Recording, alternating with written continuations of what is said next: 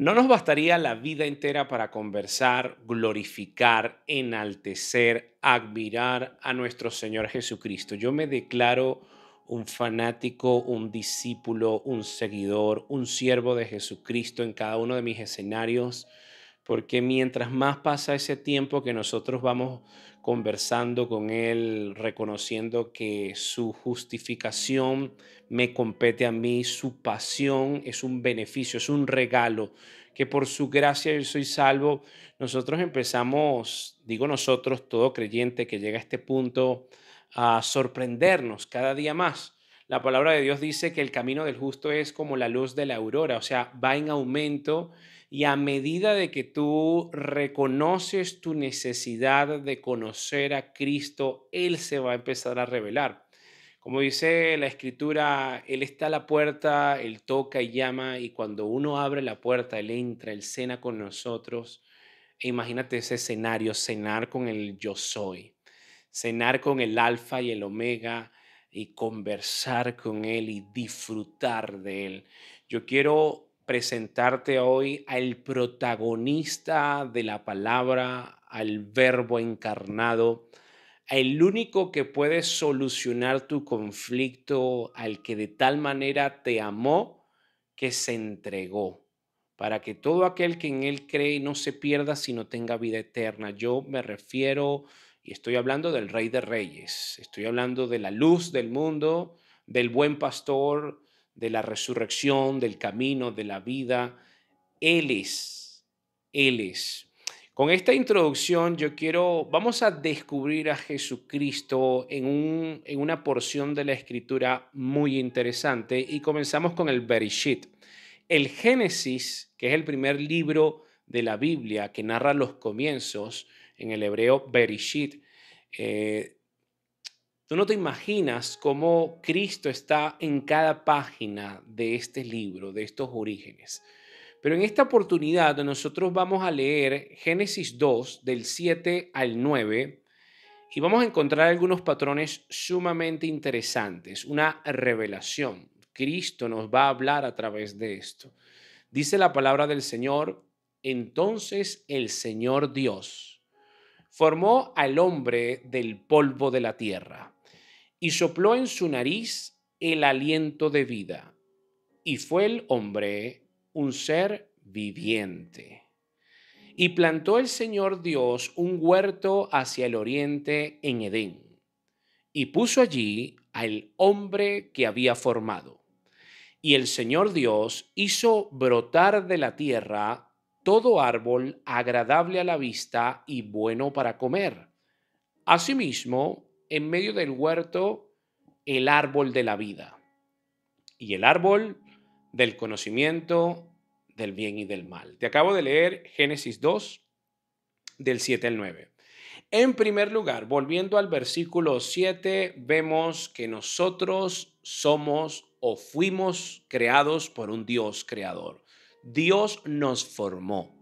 Dios nos dio forma, Él sopló aliento de vida, algo salió del creador de los cielos y la tierra que le plació crear un ser humano y sopló alientos de vida y formó, en el hebreo se podría decir, un alma viviente. Sabes que cuando nosotros hablamos de que vemos una persona muy animada, esa persona sí tiene ánimo. La palabra ánimo también se traduce como aliento, como soplo. Y es esa persona que describe una buena disposición, es una persona que inspira a otros.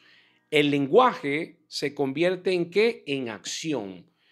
Dios creó al hombre, sopló aliento, le dio animación al hombre, lo inspiró, lo equipó para que el hombre pudiese moverse y fuese un alma viviente. En segundo lugar, dice la escritura que lo plantó. El Señor plantó un huerto. O sea, no solamente creó al hombre, sino que también plantó un escenario para que el hombre pudiese vivir. En ese escenario Dios hizo brotar diferentes tipos de alimentos a través de los árboles. Antes de la caída éramos seres herbívoros, podríamos decir, Y había un árbol que se identifica como el árbol de la vida. El estudio de hoy se basa en el árbol de la vida. ¿A quién representa este árbol? ¿Por qué razón cuando la primera pareja cometen pecado, los sacan del huerto del Edén para que no coman de este árbol? En primer lugar, el árbol de la vida representa inmortalidad con dependencia. Todo ser humano, cuando se tiene que enfrentar con la muerte de un familiar o su propia historia donde poco a poco va envejeciendo, hay aflicciones, hay enfermedades o accidentes llegan a la puerta, comprendemos que la muerte como que no queremos morir.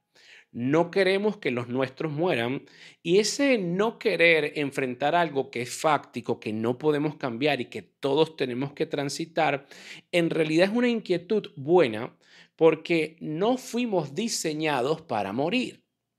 La muerte nos recuerda de que hubo pecado, que el pecado nos involucra a nosotros y por esa razón nosotros tenemos que experimentar este proceso. Pero para ir entendiendo esto paso a paso, el árbol de la vida, en primer lugar, representa inmortalidad con dependencia.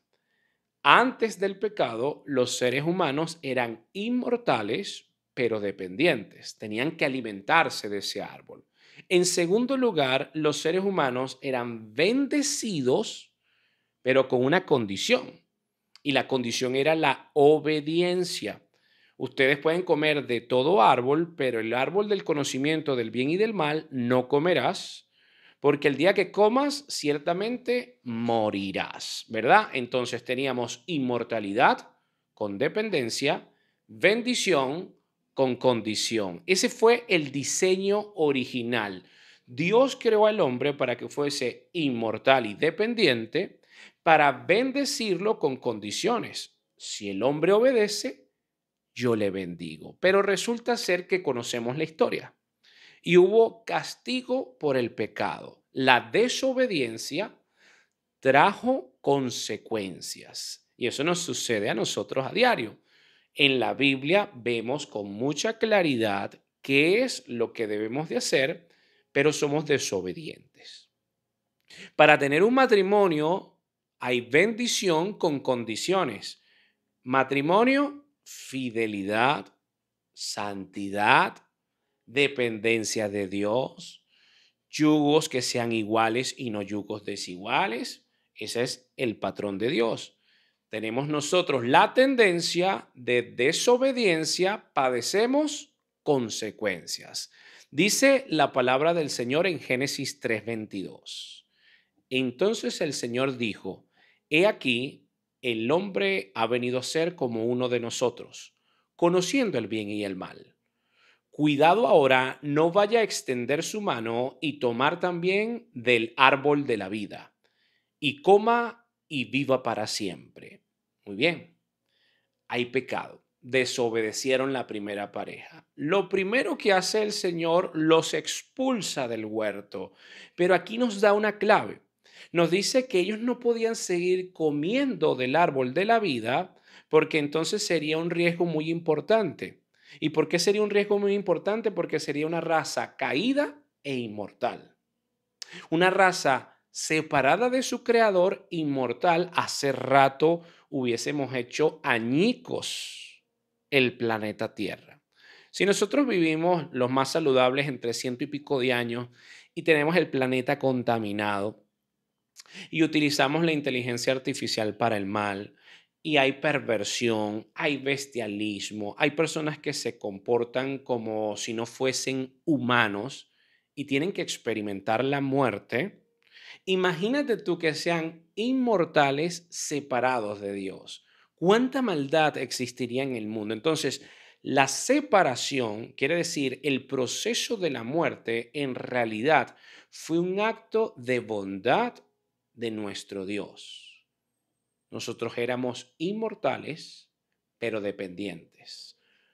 Obediencia, bendición. La condición genera bendición.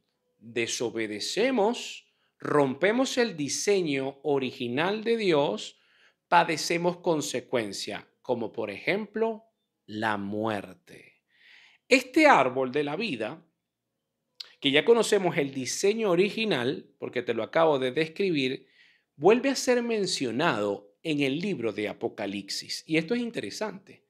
En el libro del comienzo se lee este libro, o mejor dicho, en el libro del comienzo se menciona este árbol y en el libro que describe el final también se menciona el árbol de la vida. Vamos a Apocalipsis 2:7.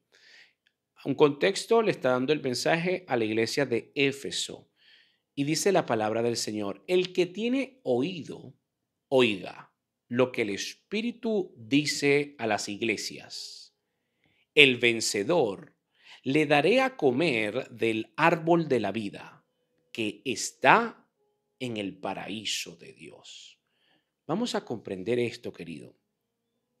El diseño original fue estar en comunión con Dios. Imagínate tú el privilegio de la primera pareja que vivían en un estado de inocencia, no, ni siquiera estaban entendidos de que estaban desnudos y conversaban con Dios y la creación no tenía ferocidad y podían interactuar con los animales y había un estado de shalom, de comunión. Perdimos ese estado.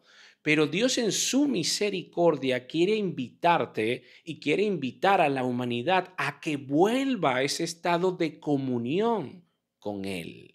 Ahora, aquí dice que el vencedor le daré de comer del árbol de la vida. Tenemos que abrir un paréntesis para entender, porque ¿quién es el vencedor? ¿A qué se refiere con el vencedor?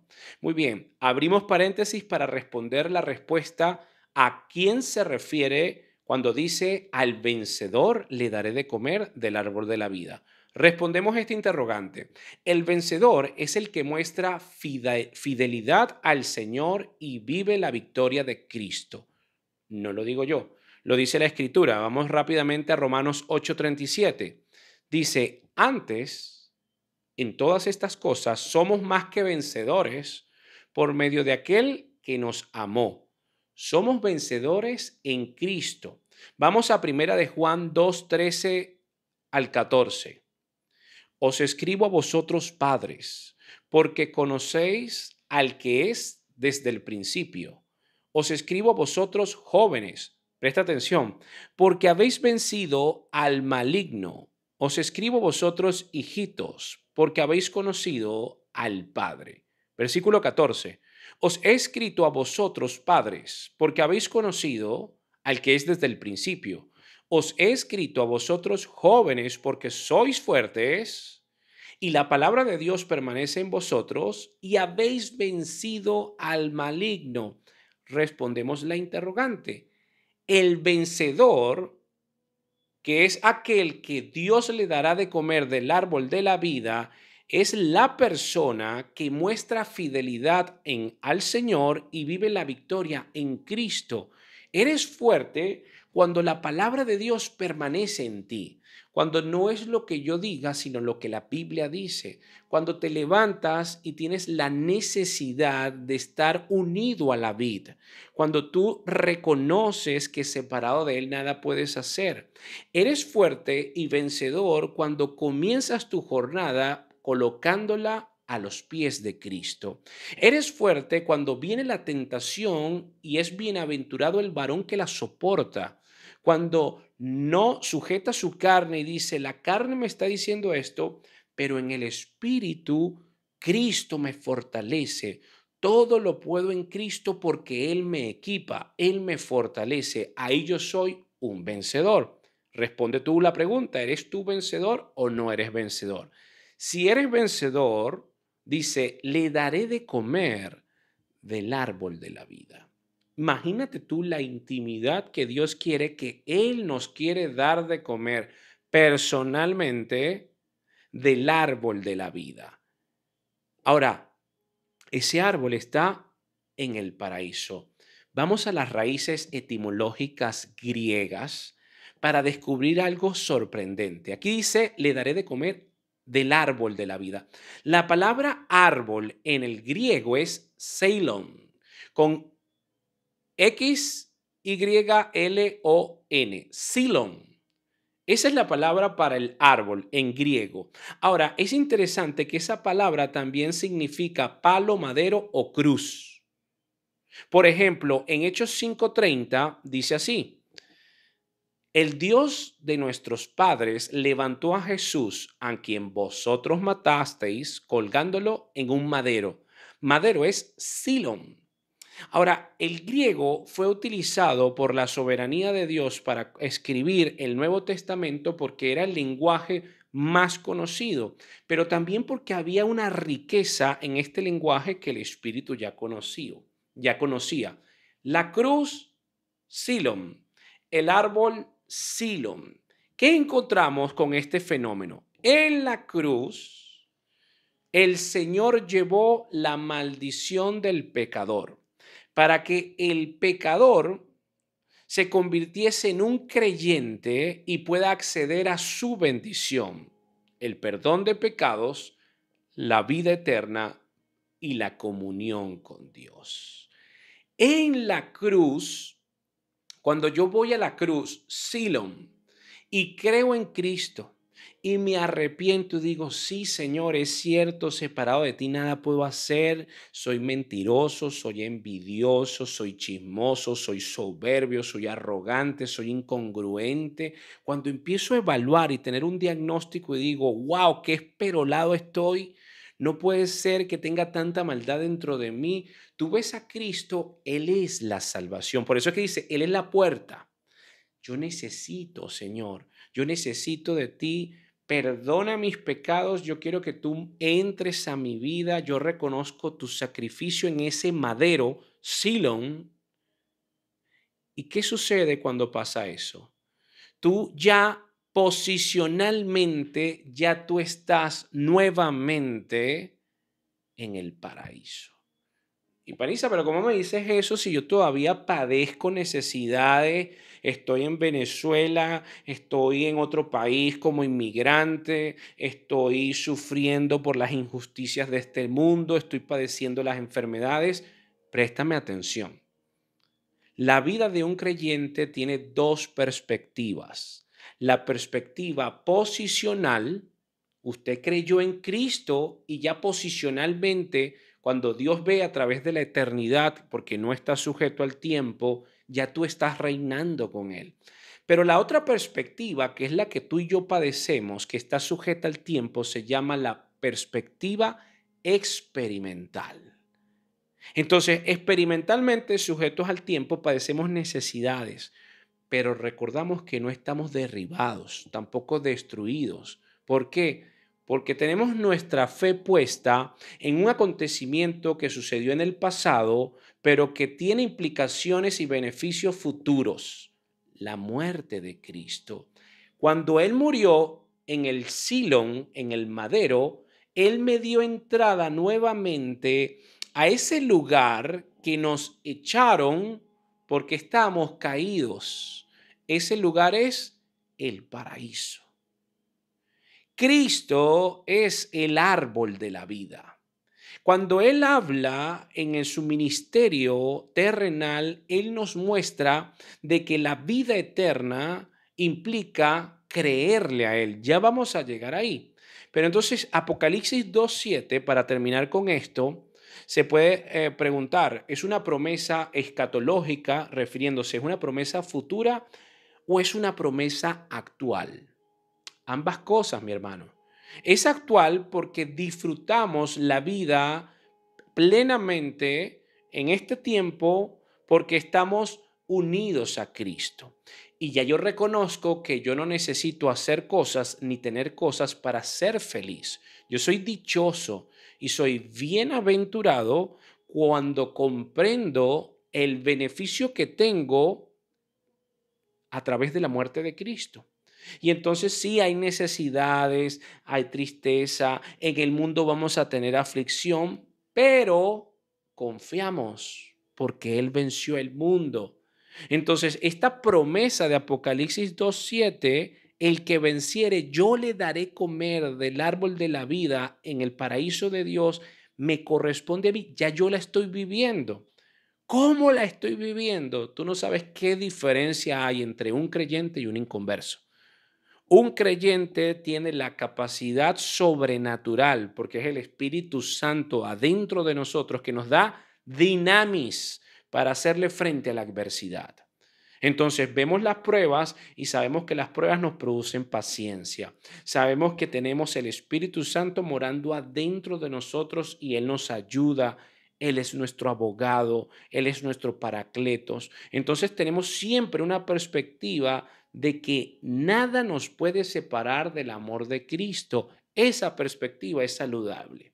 Un inconverso padece una prueba y en muchos escenarios esa prueba termina desencadenando una cantidad de desgracias en su vida que ni él mismo la puede soportar. Entonces, Apocalipsis 2:7, sigo aquí, es una promesa que se disfruta en la actualidad, pero que también se va a disfrutar en la eternidad cuando volvamos a la comunión con Dios visiblemente, completamente, con un cuerpo glorificado, una vida plena y abundante en su presencia. En el futuro, cuando termine el drama de Dios, porque hay un drama en su escritura, voy a disfrutar de su presencia. ¿Por qué? Porque Cristo es el árbol de la vida. Cuando yo me alimento de Él, habito en la eternidad, pero de una forma dependiente. No soy Dios. Nunca seré Dios. Solamente Dios es omnisciente, es omnipresente, es omnipotente. Pero cuando yo, siendo su cuerpo, formo parte y coheredero de su reino, me alimento de él, que es el árbol de la vida, y yo voy a habitar ¿en dónde? En la eternidad. ¿Por qué? Porque Cristo me lo dijo. ¿Cuáles fueron sus palabras en Juan 3:36? El que cree en el Hijo tiene, ¿qué dice? Vida eterna. Pero el que no obedece al Hijo no verá la vida, sino que la ira de Dios permanece sobre él. ¡Ah, caramba! Cristo es el árbol de la vida. Cuando creo en Él, tengo vida eterna como Adán y Eva se alimentaban del árbol y tenían vida eterna. Ellos desobedecieron, Dios dijo, no es bueno que coman del árbol de la eternidad porque entonces van a vivir de una forma caída para siempre. Pero cuando vino el Redentor y entró en el escenario mundial, Jesucristo murió por nosotros. Su Espíritu está ahora con nosotros y en nosotros. Creo en Él, tengo vida eterna. Empiezo a alimentarme del pan de vida. Entiendo su declaración. Él es el pan de vida. Yo me alimento de Él y sigo estando ya disfrutando los placeres de comer el árbol de la vida, que el árbol de la vida es Jesucristo. Finalmente, palabras de Cristo, Juan 17:3, lo hemos estudiado días pasados aquí. Y esta es la vida eterna, que te conozcan a ti, el único Dios verdadero, y a Jesucristo, a quien has enviado. ¡Wow! ¡Qué gran descubrimiento! La vida eterna no es pasar mi vida como un autómata trabajando, pensando en trabajar y en producir como un burro para que luego me venga y me dé un infarto y lo que yo tanto sufrí y padecí se lo gasten los sinvergüenzas que tengo como familiares que no hicieron nada por su vida. No. La vida eterna tampoco es una vida hedonista que vas por la vida acostándote con todo aquel y pervirtiendo tu cuerpo. No. La vida eterna tampoco se basa en estar únicamente en espacios de distracción donde nunca entrenas una cosmovisión que te brinde espacios de aprendizajes para que tengas un músculo emocional cuando venga la realidad y no te puedas distraer. No. La vida eterna es conocer a Dios. el único Dios verdadero y a Jesucristo desde el comienzo. Ese fue su diseño. Wow, Dios me formó, Dios me dio aliento de vida, Dios labró un huerto y me puso allí para tener comunión conmigo. Qué lindo es Dios, qué detallista, qué creativo, qué exquisito gusto. Ah, ese árbol representa, es una sombra y figura de quién?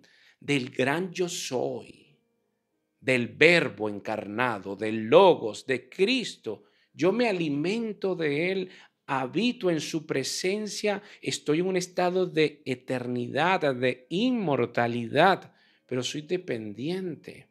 Ah, pero sus bendiciones tienen condiciones. La salvación es por gracia. Amén.